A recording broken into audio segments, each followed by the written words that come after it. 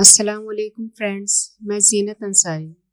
جیسا کہ آپ جانتے ہیں کہ مسلمان ہونا اپنے آپ میں ایک بہت بڑی نعمت ہے۔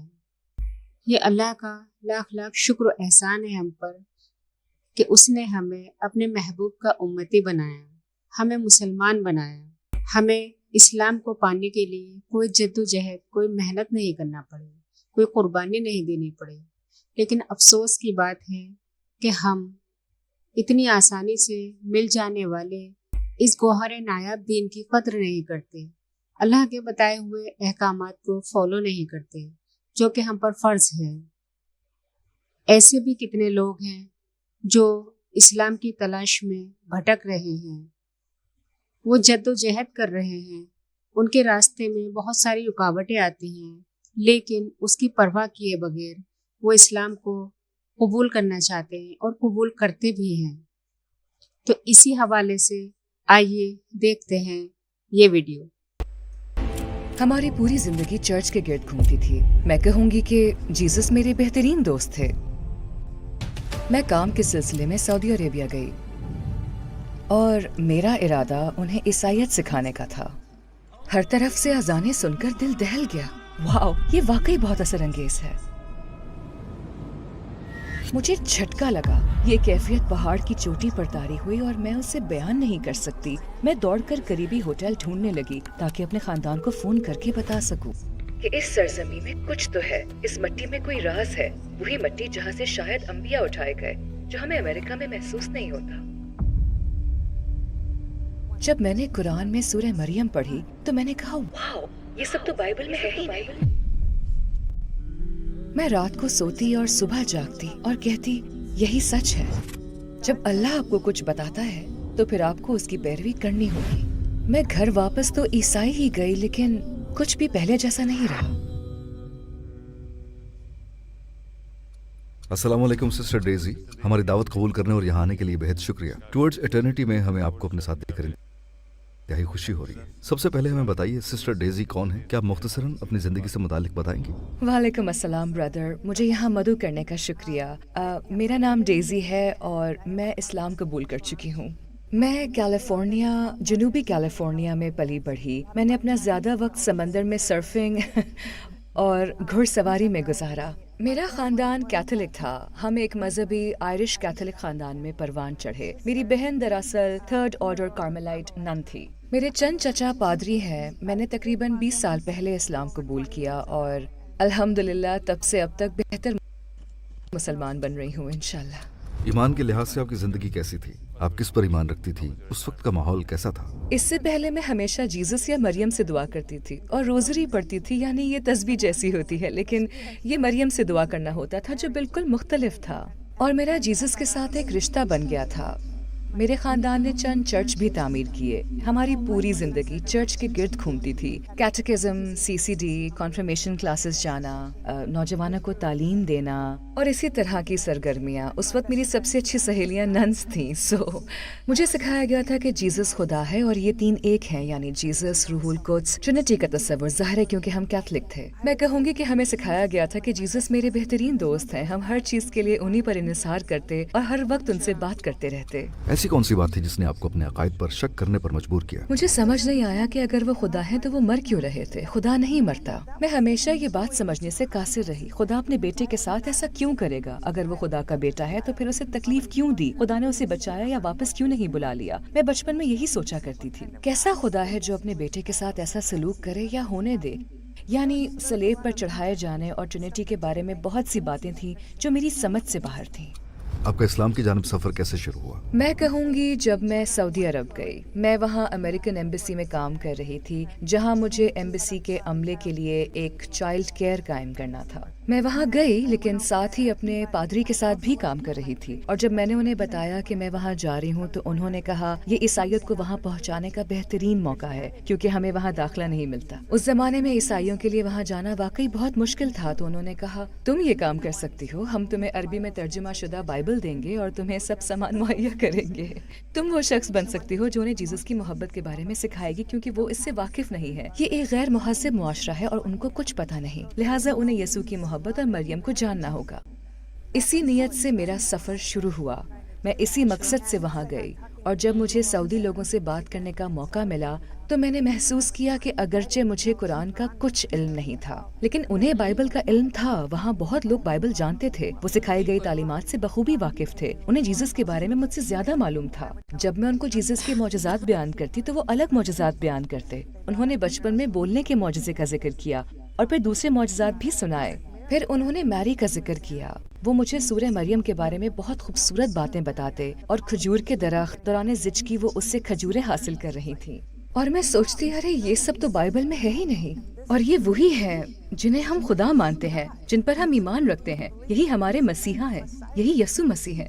تو یہ سب کچھ میرے لیے ایک جھٹکے کی طرح تھا جس نے مجھے جگایا۔ میرے لیے اپنی بات قائم رکھنا مشکل ہو گیا، اتنا مشکل کہ میں سوچ بھی نہیں سکتی، اور کبھی کبھار تو میں بھی دنگ رہ جاتی۔ مجھے کہنا پڑتا رکو، میں چرچ فون کر کے پوچھتی ہوں، اور میں گھر فون کر کے پوچھتی یہ کیا ہے، یہ کیا معجزہ ہے؟ وہ کہتے ایسا کوئی معجزہ نہیں ہے، جیزس نے بچپن میں بات نہیں کی۔ میں کہتی نہیں، انہوں نے کہا ہے، یہ ان کی کتاب میں لکھا ہے، اور وہ حیران ہوتے کیا، یعنی انہیں بھی علم نہیں تھا۔ یہ تب کی بات ہے جب نہ لوگ مجھے جانتے تھے، نہ ہی انٹرنیٹ موجود تھا۔ یہ 80 کی دہائی کی بات ہے، تب ہمارے پاس سیل فونز وغیرہ نہیں ہوتے تھے، یعنی اس وقت جاننے کا کوئی مناسب طریقہ نہیں تھا۔ جب آپ پہلی بار سعودی عرب گئی تو کیا آپ نے کعبہ دیکھا؟ میں نے دوبارہ فون کیا اپنے گھر، چرچ اور پادری کو، اور کہا یہاں عین وسط میں ایک ڈبہ سا ہے جس کے گرد لوگ چکر لگا رہے ہیں اور چاہتے ہیں کہ میں بھی جاؤں۔ میں نے یہی کہا معاف کیجیے گا کیونکہ میں نہیں جانتی، یہ لوگ گول چکر لگا رہے ہیں اور چاہتے ہیں کہ میں بھی دیکھوں۔ تو میرے پادری نے کہا نہیں نہیں نہیں، یہ لوگ غلط ہیں، یہ ابراہیم کا گھر نہیں ہے، نہیں نہیں، یہ جگہ ہی غلط ہے، مت جانا، یہ بالکل بے معنی بات ہے۔ اور میں نے کہا اچھا شکریہ۔ مجھے ڈنرز پر بلایا جاتا، مختلف ڈنرز پر اور گھومنے پھرنے کی جگہوں پر۔ اکثر نماز کا وقت ہوتا تھا، اذان ہوتی تو میں اپنی روزری نکالتی اور وہ بھی اپنی تسبیح نکالتے، اور ہم دونوں اسی طرح یہ سب شروع ہوا۔ میں نے پوچھا کہ آپ کو روزری کا پتہ ہے، کبھی سنا ہے اس کے بارے میں؟ تو وہ کہتے سیم سیم، کیونکہ ہماری انگریزی اور عربی کمزور تھے، بس وہ کہتے سیم سیم۔ میں نے کہا ٹھیک ہے، تو ہمارے پاس سیم سیم ہے۔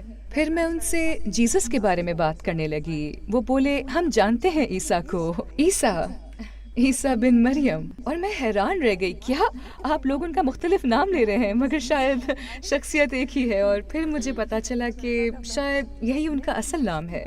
مجھے بہت حیرانی ہوئی کیونکہ مجھے کہا گیا تھا کہ وہ جیزس کو نہیں جانتے، مگر مغربی دنیا میں جو ہمیں سمجھایا جاتا ہے وہ کچھ اس طرح ہے کہ عورتیں ظلم کا شکار ہیں، دباؤ میں ہیں، وہ باہر نکلنا چاہتی ہیں، ان کے پاس کوئی اختیار نہیں وغیرہ۔ مجھے لگا کہ مریم کے معاملے میں بھی کہانی کچھ اور ہی تھی، کہ عورتیں دباؤ میں نہیں تھیں، نہ ہی ان پر ظلم ہو رہا تھا، انہیں وہاں رہنا پسند تھا، وہ اپنی زندگی سے خوش تھیں، انہیں سب کچھ پسند تھا، اپنی زندگی، اپنے اطراف، سب کچھ۔ اور مجھے یہ سن کر بہت حیرت ہوئی کیونکہ میں سوچ رہی تھی کہ بیچاری خواتین، انہیں میری کو جاننا چاہیے تاکہ یہ آزاد ہو سکیں، لیکن وہ دباؤ میں نہیں تھیں بلکہ خوش تھیں، شاید ہم سے زیادہ خوش تھی، میں تو یہی کہوں گی۔ میں امریکی خواتین کو اسی طرح سمجھایا کرتی تھی کہ وہ زیادہ آزاد تھی، ان کی زندگی واقعی بہتر تھی۔ جو کچھ میں نے یہاں سیکھا تھا وہاں جا کر رہی تو سب الٹ نکلا، بالکل مختلف۔ لوگ بہت ہی شفیق، مہربان، محبت کرنے والے، مہمان نواز اور فیاض تھے، اور وہ مجھ سے زیادہ علم رکھتے تھے، نماز میں بہت پابند تھے، دن میں 5 بار نماز پڑھتے، چاہے کچھ بھی ہو۔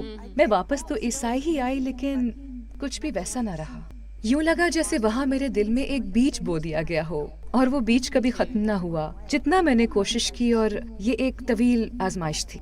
ٹورڈز ایٹرنٹی میں ہمیں آپ کی سپورٹ کی ضرورت ہے۔ ہم ایک فلاحی تنظیم ہیں جس کا عزم اسلام کے پیغام کو 10 زبانوں میں دنیا بھر میں پھیلانا ہے۔ اپنی سپورٹ سے آپ لوگوں کو اسلام میں داخل ہونے، حرام کام چھوڑنے، نماز شروع کرنے، حجاب پہننے، قرآن کی تلاوت سیکھنے جیسے اعمال میں مدد دے سکتے ہیں، اور ان تمام نیک اعمال کے بدلے اجر عظیم پا سکتے ہیں انشاءاللہ۔ ٹورڈز ایٹرنٹی کو عطیہ دیں اور اس سنہرے موقع کو ضائع نہ ہونے دیں۔ میں نے ایک فلم دیکھی، کچھ مناظر دیکھے، میری ایک دوست کے پاس دی میسج نامی فلم تھی، اور میں نے اس کا آدھا حصہ دیکھا۔ یہ محمد صلی اللہ علیہ وسلم کے بارے میں تھی، اور میں حیران ہوئی، محمد؟ میں نے تو کبھی سنا نہیں، یہ کافی پرانی بات ہے۔ میں سوچنے لگی یہ محمد کون ہے، اور میں وہ فلم دیکھتی رہی اور فلم سے محبت ہو گئی۔ میں اتنی پرجوش ہو گئی کہ دوڑی دوڑی گھر گئی۔ میں نے کہا فلم روکو، میں واپس آتی ہوں، مجھے اپنے گھر والوں کو لانا ہے۔ میں دوڑتی ہوئی اپنے ماں باپ اور خاندان کو بتانے گئی، اور مجھے ادھر جانے سے روک دیا گیا۔ میں فلم کا دوسرا حصہ کبھی نہیں دیکھ سکی۔ پھر میں نے اپنے والدین کی بات مانی اور واپس چرچ چلی گئی، لیکن وہ چیز میرے دل میں بیٹھ گئی کہ یہ محمد نام کا شخص کون ہے۔ جب میں واپس آئی تو میرے خاندان نے مجھے راہبوں کے پاس لے جانا شروع کیا کیونکہ وہ خوفزدہ ہو گئے تھے۔ کہ میں مسلسل محمد کی باتیں کر رہی ہوں. میں کہتی یہ وہی شخص ہے جس کا میں نے تمہیں بتایا تھا جب میں نے وہ فلم دیکھی تھی, اور وہ واقعی حقیقی ہے.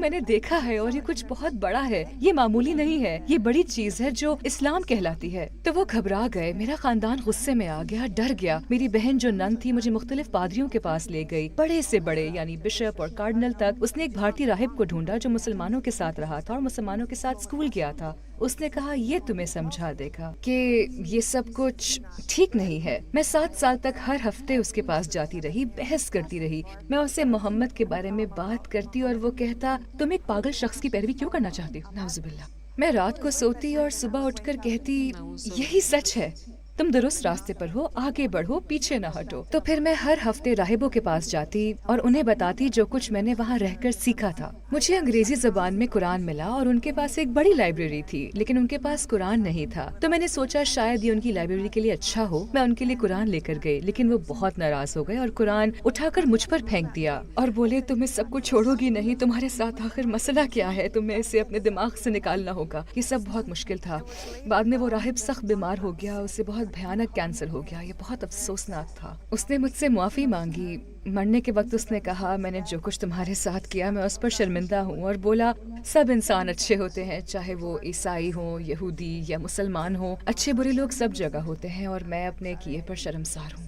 یہ اس راہب سے میری آخری ملاقات تھی. میرے والدین گزر چکے تھے اور ان برسوں میں میں راہبوں کے ساتھ رہی. میرے والدین چل بسے, وہ راہب بھی گزر گیا, میرا پادری گزر گیا, مددگار راہب ڈیکن کا انتقال ہو گیا. ان دنوں جب میں بار بار آ جا رہی تھی میں نے اپنے کئی پیارے کھو دیے. میں ایک کے بعد ایک موت کا صدمہ سہ رہی تھی. پھر ایک آخری واقعہ ہوا. میری بہن جو نن ہے مجھے ایک اور خاص پادری کے پاس لے گئی. وہ بہت پختہ ارادے والی اور سخت مزاج تھی. خیر میں فادر ٹام کے پاس گئی. وہ لوگ باہر انتظار کر رہے تھے اور اس نے دروازہ بند کر کے کہا جانتی ہو کیا ہو رہا ہے, تمہیں تمہارا خاندان یہاں کیوں لایا ہے؟ میں نے کہا کیونکہ میں عرب میں رہی, میں وہاں گئی تھی. میں نے اسے وہی سب بتایا جو میں نے آپ کو بتایا تھا. اور وہ بس تھوڑا پیچھے ہو کر بولے ہو سکتا ہے میں چرچ میں اپنا عہدہ کھو بیٹھوں, مگر مجھے یہ کرنا ہی ہوگا. شاید میں مشکل میں پڑ جاؤں, لیکن تمہیں اپنے دل کی سننی چاہیے. تمہیں وہی کرنا چاہیے جو خدا تمہیں حکم دے, نہ کہ میری, نہ اپنی بہن کی, نہ ہی راہبوں کی. پھر وہ کچھ اور بولا. اس نے کہا نہ کارڈنل, نہ ڈیکن, یہاں تک کہ اگر پوپ خود بھی کہے, لیکن اگر خدا تمہیں کچھ اور کہے تو تمہیں خدا کی بات ماننی ہے. اور میں نے کہا اوہ خدایا شکریہ, واقعی آپ یہ سب کہہ رہے ہیں؟ وہ بولا مگر اب مجھے کہنا ہی ہوگا کیونکہ میں خدا کے سامنے جواب دے ہوں. اور یہ سب سے بہترین بات تھی. کتنا عظیم انسان تھا وہ جو اس نے اتنا بڑا قدم اٹھایا. تب میں نے جانا کہ اب مجھے یہ سب کرنا ہے. پھر میں نے آہستہ آہستہ اسلام کی طرف سفر شروع کیا. میرے پہلے 2 بیٹے, میرے 4 بیٹے ہیں, میں نے انہیں کیتھولک طریقے سے پالا. وہ کیتھولک تھے اور بعد کے 2 بیٹے مسلمان بنے تو وہ میرے ساتھ شامل ہو گئے. بعد کے 2 میرے ساتھ مسلمان ہوئے. ہم ایک فلسطینی مسجد میں گئے. میں نے ان سے کہا مجھے نہیں معلوم یہ سب کیسے کرنا ہے, ہمیں کچھ نہیں آتا. میرے ساتھ میرے 2 چھوٹے بیٹے ہیں, ہم مسلمان ہونا چاہتے ہیں, ہمیں نہیں پتا اسلام میں نماز کیسے پڑھتے ہیں یا کہاں سے شروع کریں. ہم تھوڑے گھبرائے ہوئے تھے تو امام صاحب نے کہا میرے پاس آپ کے لیے ایک بہترین خاتون ہے, اور وہ ایک ذرا سخت مزاج سی خاتون کو لے آئے. میں نے اسے دیکھا اور دل میں کہا اوہ نہیں, اور جب اس نے مجھے دیکھا تو وہ بھی بولی اوہ نہیں. تو امام صاحب بولے ہاں آپ دونوں ساتھ ہی رہو گے. اور پھر وہ سیدھا ہمیں جائے نماز والی جگہ پر لے گئی اور حقیقتاً اس نے ہمارے سروں کو پکڑ کر زمین پر جھکا دیا اور کہا یہی ہے نماز, اس طرح سجدہ کیا جاتا ہے. وہ پہلا موقع تھا جب میرا ماتھا سجدے کے لیے زمین پر لگا, اور یہ لمحہ بہت عظیم تھا کیونکہ میں بس روتی رہی, میں اٹھ ہی نہیں سکی. اور اگر اس مضبوط فلسطینی عورت نے میرا سر جھکایا نہ ہوتا تو شاید میں آج یہاں نہ ہوتی. کیا آپ بتا سکتی ہیں کہ سجدے میں کیسا محسوس ہوا, اور جب آپ نے پہلا سجدہ کیا تو دل و دماغ میں کیا چل رہا تھا؟ انکساری, عاجزی, خاکساری, بے حد عاجزی کا احساس تھا. میں سوچتی رہی واہ چرچ میں تو میں نے کبھی ایسا نہیں کیا. سر کبھی زمین پر نہیں ٹکاتے. راہب سجدہ کرتے تھے اور زمین پر لیٹ جاتے تھے, لیکن عام لوگ ہی نہیں کرتے تھے, بس گھٹنے ٹیکتے یا کرسی پر بیٹھتے. سب کچھ حرام دہ ہوتا تھا, لیکن جب آپ اپنا ماتھا زمین پر رکھتے ہیں تو وہ اللہ کے سامنے حقیقی عاجزی ہوتی ہے. آپ نے 7 سال تک کیسے ایمان قائم رکھا پیغمبر محمد صلی اللہ علیہ وآلہ وسلم, قرآن اور اسلام پر, جبکہ ہر طرف سے پروپیگنڈا تھا؟ میرا خیال ہے جب اللہ آپ کو پکارتا ہے، جب وہ لمحہ آتا ہے، جب اللہ آپ کو چنتا ہے تو آپ کے پاس کوئی دوسرا راستہ نہیں ہوتا. میرے خیال میں پھر آپ پوری دنیا سے لڑ سکتے ہو اور آپ وہی بنو گے جو آپ کو بننا ہے. گھر والے مشکل تھے لیکن چرچ کا سامنا اس سے زیادہ مشکل تھا. سچ یہی ہے، آپ سچائی کے خلاف کھڑے نہیں ہو سکتے. کیا آپ کے گھر والوں یا قریبی لوگوں میں سے کوئی اور بھی مسلمان ہوا؟ جی ہاں، میرے خاندان میں سے ایک فرد نے اسلام قبول کیا. میری بیٹی جسے میں نے کیتھولک مذہب میں پالا تھا وہ کبھی مسلمان نہ ہوتی. یہ واقعی مشکل تھا کیونکہ مجھے لگتا تھا کہ میں نے اسے کیتھولک مذہب میں اچھا پروان چڑھایا اور اس کی پوری زندگی اسی میں گزری تھی. میری بیٹی میرے بیٹے کی گریجویشن پر آئی تھی. ہم گریجویشن کی تیاری کر رہے تھے تو اس نے کہا میں کلمہ پڑھنا چاہتی ہوں. سچ میں اس نے کہا کہ چھوٹے بھائیوں کو اسلامی طرز زندگی میں بڑھتے دیکھ کر اس کا دل بھی کلمہ پڑھنے کو چاہا. صرف ان کی زندگی کو دیکھ کر وہ متاثر ہوئی بالمقابل ان 2 بچوں کے جنہیں کیتھولک مذہب میں پالا گیا. اس نے اندازہ کیا کہ پرورش کے انداز میں کتنا فرق ہے، بہت الگ تھا. آپ کے خیال میں اسلام قبول کرنے والا اپنے خاندان کو اسلام کیسے سمجھائے؟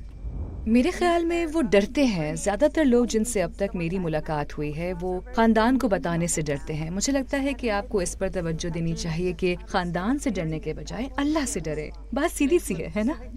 اور میرا نہیں خیال کہ زیادہ تبلیغ کرنا کوئی اچھا طریقہ ہے. میرے نزدیک آپ کی مثال آپ کا طرز زندگی ہے، جو آپ کرتے ہو، کیسے پیش آتے ہو اپنے گھر والوں سے.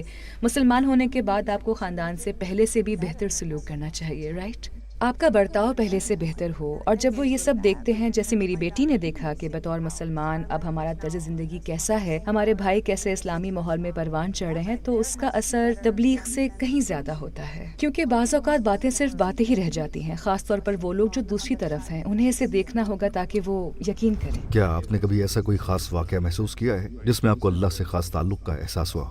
ہاں، ایک واقعہ تو فوراً ذہن میں آتا ہے. جب میں سعودی عرب میں طائف میں تھی اور پہاڑی علاقے میں گھوم رہی تھی، میں ایک چرواہے کے ساتھ اکیلے ہی پہاڑ پر چڑھ رہی تھی اور ایک دم سے مجھ پر ایک عجیب سی کیفیت طاری ہو گئی. میں اسے بیان نہیں کر سکتی. میں بھاگ کر قریبی کسی ہوٹل کی تلاش میں گئی تاکہ اپنے گھر فون کر سکوں اور انہیں بتا سکوں کہ اس سرزمین میں کچھ خاص ہے، اس مٹی میں کوئی راز ہے، وہی مٹی جہاں سے شاید انبیاء اٹھائے گئے، جو ہمیں امریکہ میں محسوس نہیں ہوتا. میں نے اپنے والد کو یہ بتایا اور کہا بابا یہاں کچھ ہے جو الفاظ میں بیان نہیں ہو سکتا، جو امریکہ میں نہیں ہے لیکن یہاں ہے. اور میرے والد نے کہا یہ خدا ہے. اور میں بس حیران رہ گئی. اسی وقت اذان کی آواز آنے لگی. مجھے اس وقت یہ پتا نہیں تھا کہ یہ کیا تھا اور ہر طرف سے الگ الگ اذانیں سنائی دے رہی تھی، بہت ساری اذانیں ایک ساتھ. میں پہاڑ کی چوٹی پر تھی اور وہ لمحہ بہت ہی حسین تھا. ہر طرف سے آتی ہوئی اذانوں کی آواز، چرواہے کو اپنے ریوڑ کے ساتھ دیکھنا اور پہاڑ کی بلندی پر ہونا، واو، یہ بہت اثر انگیز ہے. یہاں ایک ایسی چیز ہے جو ہر کسی کے پاس ہونی چاہیے، ہر کسی کے پاس. اور بس میں یہ سوچتی رہی کہ امریکہ کو اس کا علم ہونا چاہیے. انہیں ابھی اس کا پتہ نہیں ہے. اسلام قبول کرنے کے بعد جیزس اور میری آپ کے لیے کون ہے؟ اسلام قبول کرنے کے بعد میرے لیے اب جیزس خدا نہیں تھے. خدا تو خدا ہے، کیونکہ مجھے یہ ممکن نظر نہیں آتا تھا. میرے لیے یہ ناقابل فہم تھا کہ جیزس خدا ہو اور خدا جیزس. پھر تو 2 طاقتوں والے ہو گئے اور کسی ایک کو اختیار میں ہونا چاہیے، رائٹ؟ تو وہ صرف خدا ہی ہو سکتا ہے. یہ تو کامن سینس ہے. اسلام میرے لیے کامن سینس پر مبنی تھا اور مجھے یہ بھی محسوس ہوا کہ مجھے جیزس کو نبی کے طور پر ماننا چاہیے، ایک بہت معزز نبی علیہ السلام. اور آج بھی میری ان سے محبت اور عقیدت ویسی ہی گہری ہے. لیکن میں ان سے دعا نہیں مانگتی، میں اس ذات سے دعا مانگتی ہوں جس سے وہ مانگتے تھے. اور میری کے لیے میرے دل میں بے حد احترام ہے. اور جب میں نے قرآن میں سورہ مریم پڑھی اور سنی تو بس آنکھیں بھر آتی ہیں، رونا آ جاتا ہے. یہ قرآن کی سب سے خوبصورت سورہ ہے. آپ عیسائیت تک میں اسے نہیں پا سکتے جب تک کہ جان نہ لو اور اسے پڑھ نہ لو. اور جیسا میں نے کہا، ان لوگوں سے بات کریں جو اسے جانتے ہیں، یعنی مسلمان. آپ کو لگے گا کہ آپ نے کچھ کھویا نہیں، آپ بس حاصل کر رہے ہو. آپ اور بھی زیادہ خوبصورت معجزات پا رہے ہو. اور پھر میرا خیال تھا کہ کیونکہ جیزس نے تو ہمارے لیے سب کچھ کر دیا ہے، تو پھر ہر کوئی گناہ کرے گا اور کہے گا کہ تو ٹھیک ہے، اٹس اوکے، جیزس تمہارے لیے قربان ہو گئے. تو یہ چیز بھی بہت الجھاتی تھی. میں کہوں گی کہ یہ الجھن ہمیشہ رہی، لیکن وہ کہتے تھے بس ایمان رکھو، ایمان رکھو. کیا آپ نے یہ سوال اپنے پادریوں سے کیے؟